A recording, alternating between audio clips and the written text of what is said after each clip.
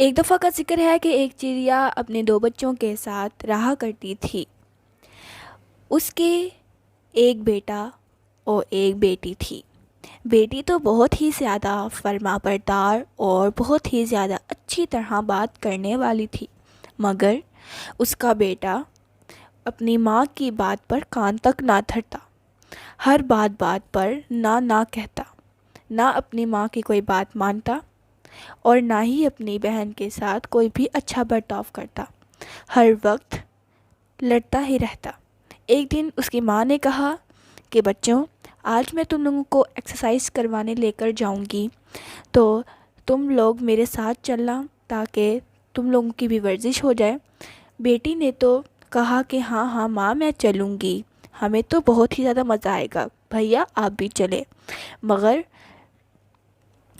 To me نے انکار کر دیا اور کہا کہ بالکل بھی نہیں، میں نہیں جاؤں گا، ویسے بھی آپ مجھے بہت ہی زیادہ کام کرواتی ہیں۔ وہ اپنی ماں سے کہتا ہے کہ آپ ہر روز مجھے اسکول بھیج دیتی ہیں، اب تو اسکول کی چھٹیاں چل رہی ہیں، تو مہربانی کر کے مجھے اب سونے دیں، کیونکہ ویسے بھی میری نیند پوری نہیں ہوتی۔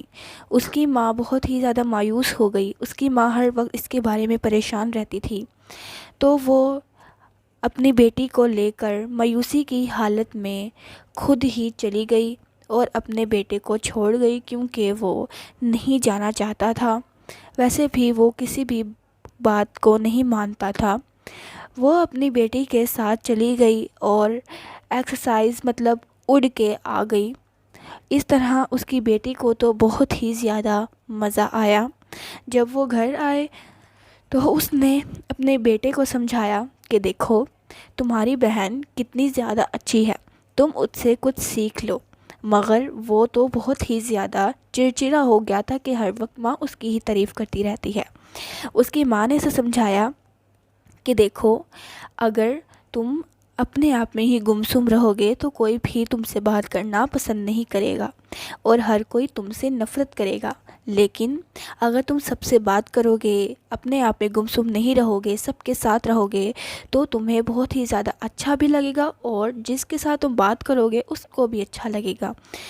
اس وجہ سے میں تمہیں ہر وقت سمجھاتی رہتی ہوں، مگر تم پھر بھی نہیں سمجھتے ہو۔ اگر تم اپنے گھر میں ہی سوئے رہو گے تو تمہارا بالکل بھی پڑھائی میں من نہیں لگے گا اور تمہارا دماغ بھی سویا رہے گا۔ چڑیا اس کو اتنا زیادہ سمجھاتی، مگر وہ پھر بھی نہ مانتا اور اپنی ہی مرضیاں کرتا رہتا تھا۔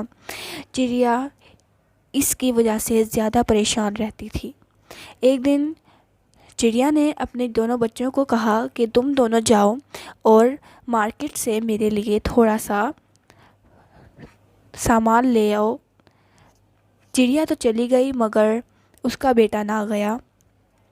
تب اس نے اپنے بیٹے نے کہا، میں نہیں جاؤں گا، بالکل بھی نہیں، آپ ہمیشہ مجھے ہی کہتی رہتی ہیں۔ تو چڑیا نے کہا، کیوں نہیں جاؤ گے تم ہی تو جاؤ گے، کیونکہ تم تو ایک لڑکی ہو، اپنی بہن سے تم کچھ سیکھا کرو پلیز۔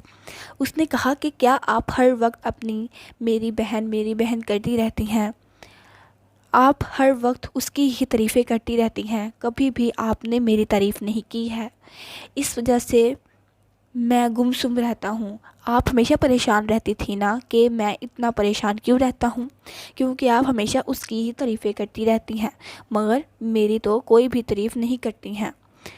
پتہ نہیں آپ کو کیا ہو گیا ہے، آپ ہمیشہ ایسے کرتی ہیں۔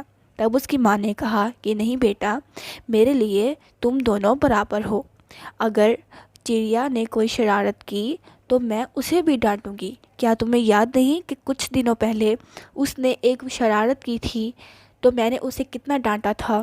اس طرح اس کے بعد سے اس نے شرارت نہیں کی، لیکن تم تو ہر وقت ہی کرتے رہتے ہو، اس لیے میں تمہیں ڈانٹتی ہوں۔